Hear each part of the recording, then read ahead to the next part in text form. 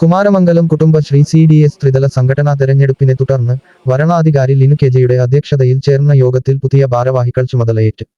3-ാം വാർഡിൽ നിന്ന് തെരഞ്ഞെടുക്കപ്പെട്ട ആബിദ VA CDS ചെയർപേഴ്സണായും 2-ാം വാർഡിൽ നിന്ന് തെരഞ്ഞെടുക്കപ്പെട്ട രാഗി സോനു വൈസ് ചെയർപേഴ്സണായും ചുമതലയേറ്റ്.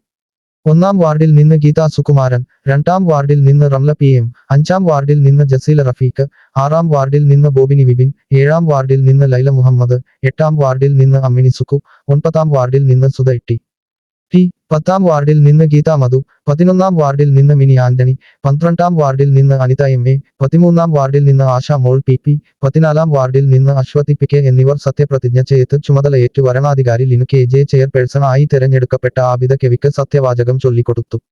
തുടർന്ന് ചെയർപേഴ്സൺ വൈസ് ചെയർപേഴ്സണും മറ്റ് ഭരണസമിതി അംഗങ്ങൾക്കും സത്യവാചകം ചൊല്ലിക്കൊടുത്തുകൊണ്ടാണ് സത്യപ്രതിജ്ഞ ചടങ്ങ് നടത്തിയത്. ചടങ്ങിൽ ഗ്രാമപഞ്ചായത്ത് president Joby Mathew, vice president Shalini, standing committee ചെയർമാൻമാരായ ഫസൽ സുലൈമാൻ, ജിഷ ഷൈസൺ, അബ്ദുൽ കരീം എന്നിവർ പങ്കെടുത്തു.